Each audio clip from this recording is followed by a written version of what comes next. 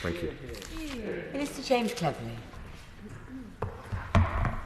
Thank you, Madam Deputy Speaker, and I'm grateful to my right honourable and gallant friend, the member for Bournemouth East, for securing this debate, and I pay tribute to his long-standing commitment to Afghanistan, including in his current role as chair of this House's Defence Select Committee. I'm also grateful for the very thoughtful contributions from other honourable members of the House, including the honourable member for Caithness, Sutherland and Easter Ross, Glasgow South, and indeed the Shadow Minister, the member for Aberavon. It's my pleasure to respond on behalf of the Government. I want to thank, before I move into any other part of this speech, I want to put on record the thanks to all British service personnel who deployed to Afghanistan over the course of our commitment there. Also the countless diplomats and development experts and others who served there out of uniform. I want to thank our allies, and I very much want to thank the brave Afghans who worked shoulder to shoulder with us all over the last 20 years. Madam Deputy Speaker, as a result of our collective efforts and those of our international and Afghan allies, and as the honourable member for Aberavon said at the dispatch box, there had been no major terrorist attacks against the UK or indeed any NATO country emanating from Afghanistan over the last 20 years, and that is something for which we should rightly be grateful. As a result of our efforts and those of our allies, secondary school enrolment rose from 13% of children to almost 60%. Over 8 million more children, including 3.6 million girls, were attending school compared with 2001. Basic health services reached 85% of the population, and the proportion with access to clean water and sanitation doubled.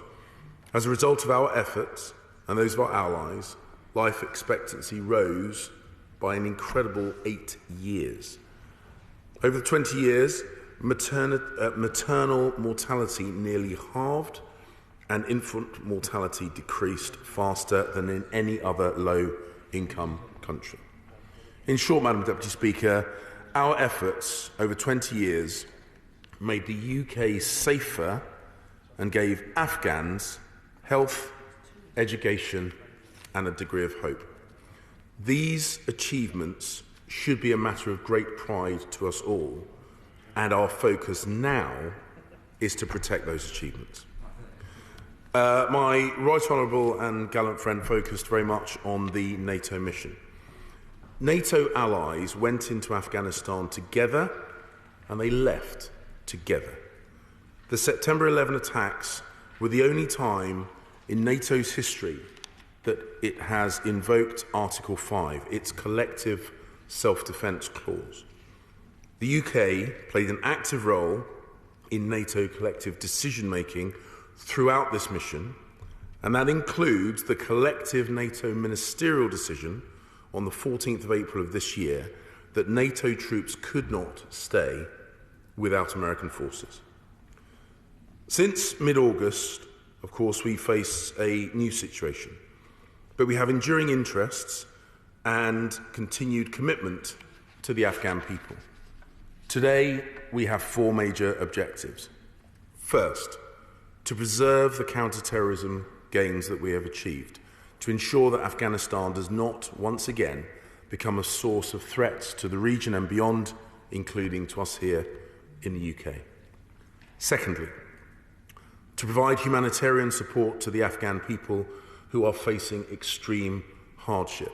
42% of the population, over 18 million people, are suffering crisis or emergency levels of severe acute malnutrition.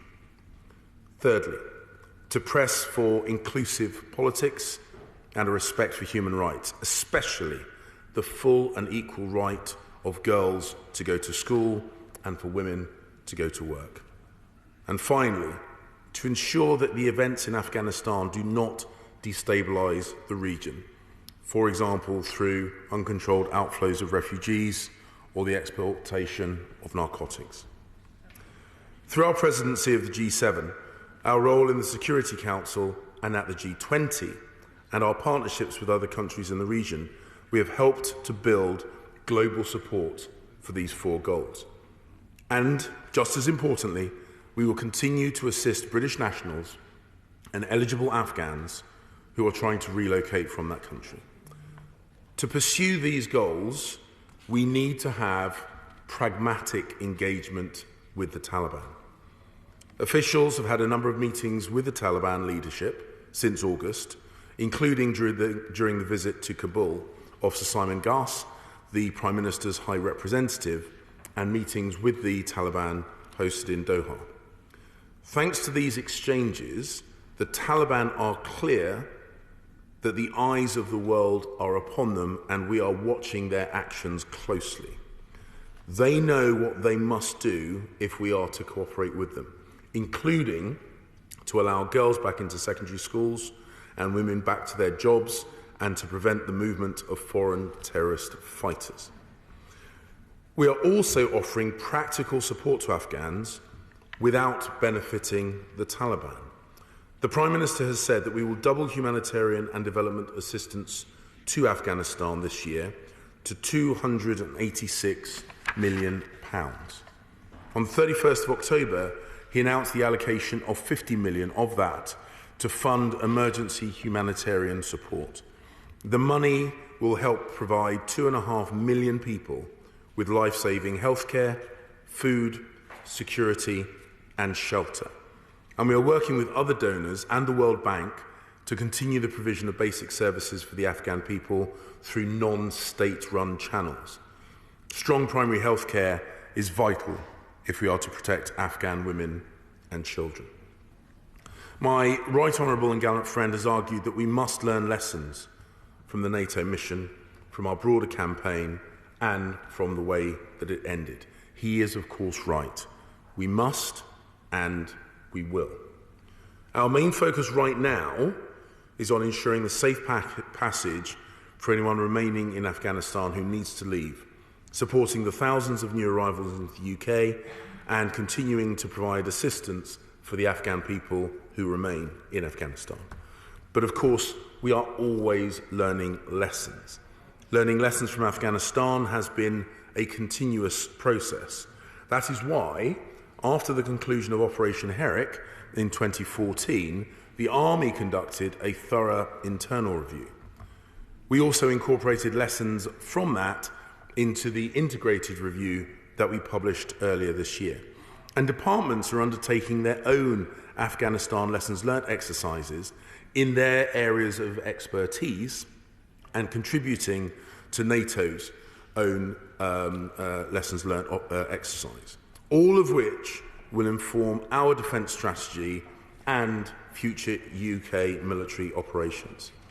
In addition, the Government welcomes the inquiries of this House's Foreign Affairs Select Committee and the Right Honourable Member's own Defence Select Committee. We welcome the debates in the House and the interest of the Intelligence and Security Committee, the International Development Committee, the Home Affairs Committee and the Joint Committee on National Security Strategy, amongst others. Of course. I'm grateful, Madam Deputy Speaker.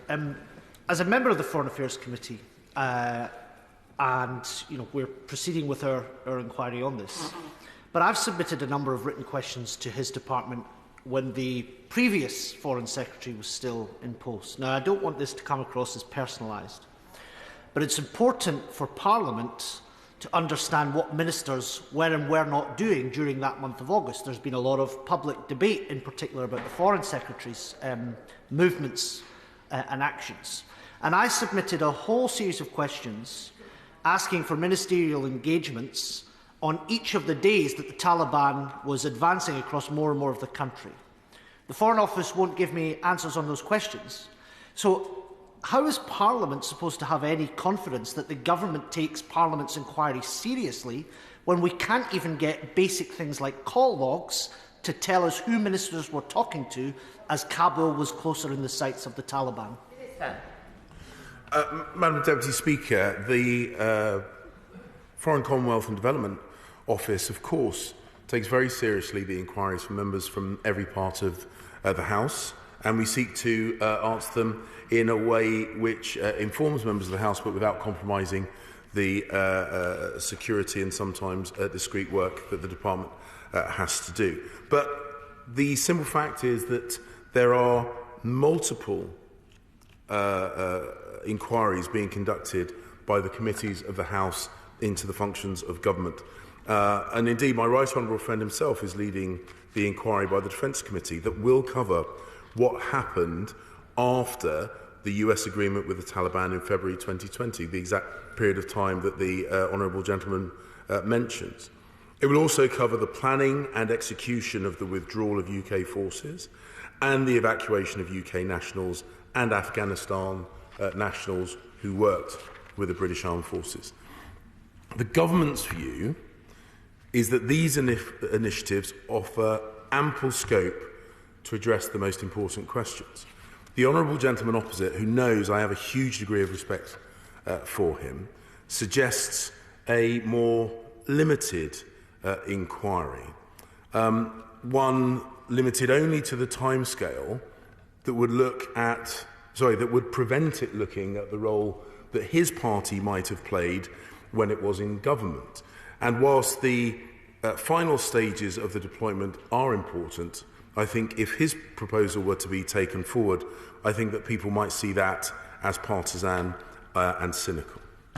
As the Prime Minister told the House on the 8th of July, we do not think an inquiry in addition to those multiple other inquiries is the right way forward. Madam Deputy Speaker, let me finish by saying that the government... I will, of course I will.